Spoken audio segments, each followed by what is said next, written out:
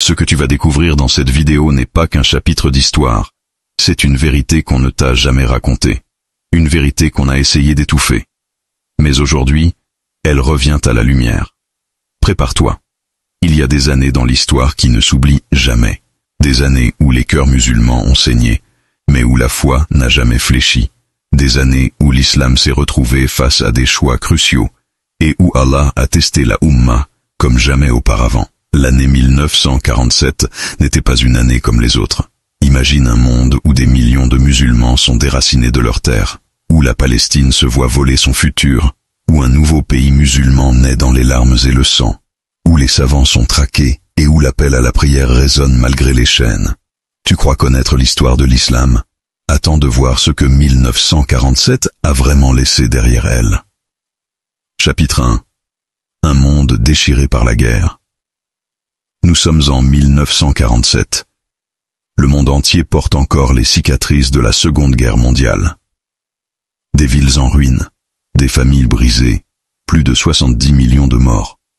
Mais au milieu de ce chaos, il y a une communauté silencieuse, dispersée, opprimée, la Ummah musulmane. À cette époque, presque tout le monde musulman vivait sous occupation ou sous influence étrangère. L'Algérie est encore une colonie française. La Palestine est contrôlée par les Britanniques.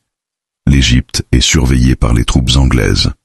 L'Inde musulmane est au bord d'un effondrement communautaire sanglant. L'Afrique subsaharienne, du Sénégal au Soudan, est muselée, exploitée, volée. Les musulmans prient, jeûnent, enseignent, mais tout cela dans la douleur, dans la peur, dans l'ombre. À cette époque, l'islam est perçu par les colons comme un obstacle, un frein à leur domination, un souffle de révolte, une arme spirituelle qui n'a jamais été désarmée. Mais ce qu'ils ne comprenaient pas, c'est que même si les musulmans étaient divisés géographiquement, leur cœur battait au même rythme, celui de la Mecque, celui de Médine, celui du Coran. 1947 n'a pas été le début de l'islam, mais c'était l'année où la douleur du passé et l'espoir de demain se sont percutés. Le monde musulman était blessé, mais il n'était pas mort. Il s'apprêtait à écrire, à sa manière, l'un des chapitres les plus marquants de son histoire moderne. Chapitre 2, la Palestine. En 1947, la trahison annoncée. 1947, Jérusalem, Gaza, Jaffa, Hébron, Naplouse. Des noms sacrés pour des cœurs pleins d'histoire, de foi et de douleur. La Palestine est encore sous le mandat britannique. Officiellement, ils sont là pour protéger, mais en réalité, ils préparent une des plus grandes trahisons du XX siècle. Le 29 novembre 1947, les Nations Unies votent la résolution 181, une décision qui allait changer la face du monde musulman à jamais. La Palestine, terre des prophètes, terre du premier Qibla, est divisée en deux, un État juif, un État arabe, mais l'État arabe ne verra jamais vraiment le jour. Imagine-toi, tu vis sur ta terre depuis des générations, tu pries dans tes mosquées, tu cultives ton olive, tu élèves tes enfants, et un jour on te dit, cette terre n'est plus à toi, tu dois partir, tu dois faire de la place. C'est ce que des centaines de milliers de Palestiniens ont entendu à partir de 1947, et ce qui a commencé comme une résolution allait très vite devenir une catastrophe. Les groupes armés sionistes comme l'Irgun et le Haganah se préparent. Les colons sont armés, organisés, soutenus. Les Palestiniens, désorganisés, livrés à eux-mêmes, et trahis par ceux qui devaient les protéger. Mais malgré tout, les musulmans de Palestine n'abandonnent pas. Ils se battent, avec leur foi, avec leur dignité, avec leur honneur. La terre n'appartient pas à ceux qui la prennent, elle appartient à ceux qui y prient. Un vieil homme palestinien en 1947. Ce n'est qu'en 1948 que la tragédie éclatera complètement, ce que l'on appelle aujourd'hui la Nakba. 800 000 Palestiniens expulsés. Plus de 500 villages détruits. Une population réduite au silence par le feu et le sang. Mais souviens-toi, tout cela a commencé en 1947, pendant que la Palestine pleure. À des milliers de kilomètres, un autre peuple musulman prépare son exode. Le Pakistan s'apprête à naître, dans un flot de sang et de foi. Chapitre 3. Le Pakistan, la naissance d'une nation musulmane dans les larmes. pendant que la Palestine est trahie dans le silence. À des milliers de kilomètres, une autre partie du monde musulman vit un bouleversement sans précédent. L'Inde, terre immense, terre de foi, mais aussi de conflits. Depuis des siècles, hindous et musulmans y vivaient ensemble. Mais en 1947, tout change. Et, après des années de tension, les Britanniques décident de quitter l'Inde. Mais au lieu de laisser une paix, ils laissent un mur. Le 14 août 1947, une nouvelle nation musulmane voit le jour, le Pakistan, un refuge rêvé pour des millions de musulmans indiens. Mais ce rêve s'est transformé en cauchemar sanglant. La division est brutale, les frontières sont tracées en quelques semaines par un homme qui n'avait jamais mis les pieds en Inde, Sir Cyril Radcliffe. Résultat, des millions de musulmans et d'hindous se retrouvent de l'autre côté de la frontière, dans l'ennemi devenu voisin. La violence éclate immédiatement. Des familles entières quittent tout. Des trains bondés quittent l'Inde vers le Pakistan, mais beaucoup n'arriveront jamais à destination. Les villages brûlent, les enfants pleurent, les femmes sont massacrées, les mosquées sont profanées. C'est l'un des plus grands déplacements de population de l'histoire humaine. Près de 15 millions de personnes fuient et plus d'1 million de morts. Le Pakistan n'est pas seulement une terre, c'est un sanctuaire pour les musulmans opprimés. Muhammad Ali Jinnah. Et pourtant, malgré les massacres, malgré la douleur, le peuple musulman se relève, il reconstruit, il prie, il espère. Le Pakistan devient, contre toute attente, un symbole de renaissance islamique au XXe siècle. Un pays fondé non sur la langue, la couleur ou la tribu, mais sur la foi, sur le mot « La ilaha illallah ». 1947 fut une année où la Oumma saigna, mais c'est aussi l'année où elle enfanta une nation debout, libre et fière d'être musulmane. La naissance du Pakistan, ce n'est pas seulement de la géopolitique, c'est une histoire de foi, de courage et de résistance. Chapitre 4. L'islam en Afrique, résistance silencieuse, invisible, foi indomptable. Et pendant que l'Orient se réveille dans la douleur, l'Afrique, elle, résiste avec sagesse. L'islam y brille dans le silence, porté par les maîtres soufis, les lettrés cachés, les enfants du désert. Pendant que l'Orient brûle, l'Afrique, elle, garde son calme. Pas de grandes armées, pas de projecteurs internationaux. Et pourtant, l'islam y vit, il y résiste, il y rayonne. 1947, le Sénégal, le Mali, le Nigeria, le Maroc, l'Égypte, le Soudan. Des millions de musulmans vivent sous occupation coloniale, mais aucun ne baisse la tête devant l'injustice. Tu vois, les colons ont pris les terres, mais ils n'ont jamais pu prendre les cœurs, car ces cœurs battaient au rythme du Coran, enseigné de génération en génération, sans relâche, sans peur.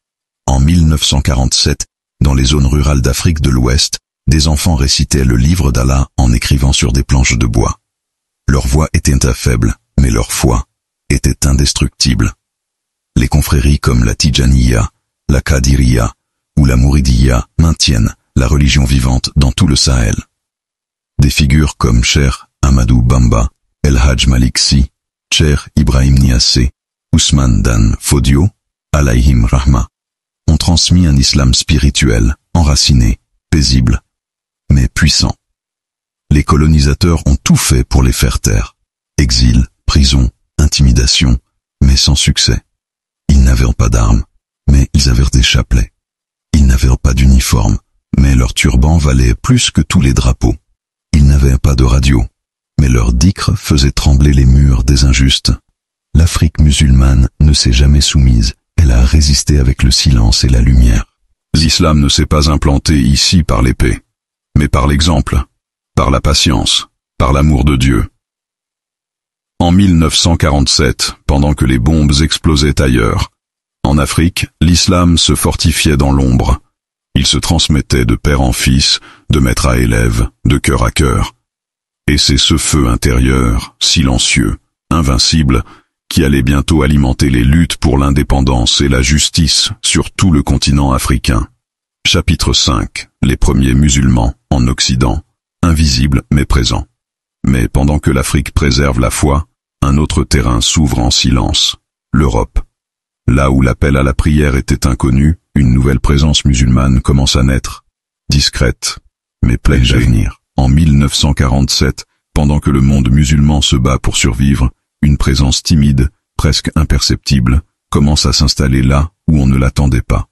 En Europe, en Amérique, dans les grandes villes modernes, dans les usines, les ports, les camps de travail. Après la Seconde Guerre mondiale, l'Europe manquait de bras pour reconstruire. Alors, elle fit appel à ses colonies, des Algériens, des Marocains, des Sénégalais, des Turcs, des Pakistanais. Tous débarquent dans le froid, l'inconnu, avec dans leurs poches peu d'argent, mais dans leur cœur, la lumière d'Allah. En 1947, les premiers contingents de musulmans nord-africains arrivent en France pour le travail. En Grande-Bretagne, les Pakistanais musulmans commencent à s'installer autour de Birmingham, Bradford, Londres. En Amérique, de petites communautés afro-musulmanes émergent déjà avec les débuts de Nation of Islam.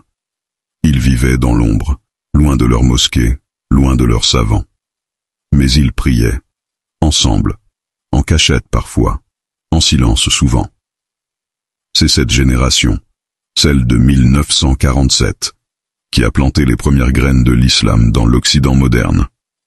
Pas avec de grands discours, mais avec la patience, le travail, l'exemple, la foi pure. Nous étions seuls, mais Allah était avec nous, et cela suffisait. Immigré algérien en France, 1947. En 1947, l'islam en Occident ne faisait pas la une des journaux, il n'était pas discuté dans les parlements, ni visible dans les rues. Mais il vivait, à voix basse, dans les cœurs, dans les usines, dans les prières du Fajr, au fond des dortoirs. Et ce sont ces invisibles, ces oubliés, qui ont ouvert la voie à des millions de musulmans aujourd'hui. Chapitre 6. L'Arabie Saoudite et l'Égypte, le cœur battant de l'islam. Mais pendant que certains musulmans vivent dans le silence, d'autres veillent à faire vivre le savoir. À la Mecque, au Caire, à Médine, l'islam intellectuel et spirituel continue d'élever la Oumma. Cap sur les terres sacrées. Chapitre 6. L'Arabie Saoudite en l'Égypte, le cœur vivant de l'islam, en 1947. Quand le monde brûle, quand les frontières tombent, quand les empires s'écroulent, il reste toujours un endroit où le cœur de l'islam continue de battre. Un lieu au-delà du temps, la Mecque, Médine, le Caire. En 1947, ces trois noms ne sont pas seulement des villes, ce sont des phares pour la Oumma, des foyers de science, des bastions de spiritualité, des terres où l'héritage du prophète Muhammad alayhi salam est toujours vivant. En Arabie, sous le règne du roi Abdelaziz ibn Saoud, l'unification du royaume est récente. Mais la foi, elle, est ancestrale. La Mecque, en 1947, est encore pure, calme, presque vide par rapport à aujourd'hui, mais pleine de sincérité. Les pèlerins qui arrivent ici traversent le désert à dos de chameau, de bus poussiéreux ou même à pied. Ils viennent pour une seule raison, se rapprocher d'Allah dans sa maison. L'Arabie Saoudite est alors un jeune royaume, créé en 1932. La Kaaba n'est pas encore entourée de grands bâtiments. Les étudiants du monde entier affluent à Médine pour étudier les hadiths et la langue arabe. L'université Al-Azhar au Caire est la plus grande référence islamique du monde sunnite. Elle forme les imams, les juges, les penseurs. Al-Azhar, c'est le cœur intellectuel de l'islam en 1947. C'est là que l'on enseigne les 4 écoles de jurisprudence. C'est là que les musulmans du monde entier viennent apprendre, débattre, comprendre. Du Sénégal au Bangladesh, du Maroc à l'Indonésie, tous rêvent un jour d'y étudier, d'y prier, d'y respirer la science sacrée. Tandis que l'Occident découvre à peine l'islam, dans ces villes sacrées, l'islam rayonne depuis 1400 ans sans interruption. Ce sont ces lieux, ces visages, ces mains levées vers le ciel, qui ont permis à l'islam de rester vivant, même dans les heures les plus sombres. En 1947, les capitales coloniales décident de l'avenir des peuples, mais à la Mecque, à Médine, au Caire, ce sont les cœurs qu'on façonne, les âmes qu'on élève, l'avenir spirituel qu'on prépare. Car tant que ces phares brillent, l'islam ne pourra jamais s'éteindre. Chapitre 7. La renaissance musulmane est-elle possible? L'islam a survécu à l'invasion, à l'exil, à la trahison, mais aujourd'hui, une question se pose. Peut-il se relever, se reconstruire, réunir ses enfants dispersés? Le prochain chapitre pose la question que tout musulman devrait se poser. Sommes-nous prêts à faire renaître notre Ummah?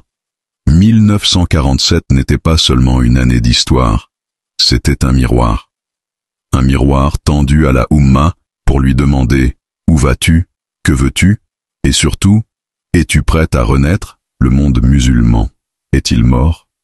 Non. Il est vivant, mais affaibli, divisé, silencieux. On a des terres, mais pas d'unité. On a des voix, mais pas de direction. On a des millions de fidèles, mais trop peu de vrais leaders. En 1947, plus de 80% des pays musulmans sont sous domination étrangère. Aujourd'hui, en 2025, aucune vraie unité politique ou spirituelle ne les rassemble. Les richesses sont là, les compétences aussi, mais la désunion continue. Nous avons remplacé la fraternité par les frontières. Nous avons oublié que notre vraie force n'est ni dans l'économie, ni dans la technologie, mais dans la sincérité, la justice et la lumière d'Allah. Regarde autour de toi, on a des savants, mais ils ne sont pas écoutés. On a des jeunes, mais ils sont désorientés. On a des Corans dans nos maisons, mais trop peu dans nos cœurs. Et pourtant, l'espoir existe. Mosquées pleines, convertis en Occident, réseaux sociaux islamisés, jeunes qui portent le hijab ou la barbe avec fierté, entrepreneurs musulmans, projets, ONG, dawa en ligne. Oui, la Oumma a souffert. Oui, on a chuté, mais on peut se relever. Le monde musulman n'est pas une victime éternelle, c'est une nation en éveil. Une géante en train de se lever, mue par la promesse d'Allah. La victoire est proche pour les croyants patients. Et, ne vous découragez pas, ne soyez pas attristés. C'est vous qui aurez le dessus, si vous êtes croyant. Surat Al-Imran, 339, 1947, a semé des blessures, mais elle a aussi semé des graines. Aujourd'hui, en 2025, ces graines commencent à germer. Mais la vraie question reste la même. Toi, es-tu prêt à faire partie de la renaissance musulmane? Like cette vidéo si tu crois en l'avenir de l'islam. Partage-la si tu veux rallumer une lumière dans le cœur de quelqu'un. Abonne-toi si tu refuses que l'histoire de notre Oumma soit oubliée. Parce que cette fois, c'est notre tour d'écrire le prochain chapitre final. Une production de Channel Quiz, au service de la vérité.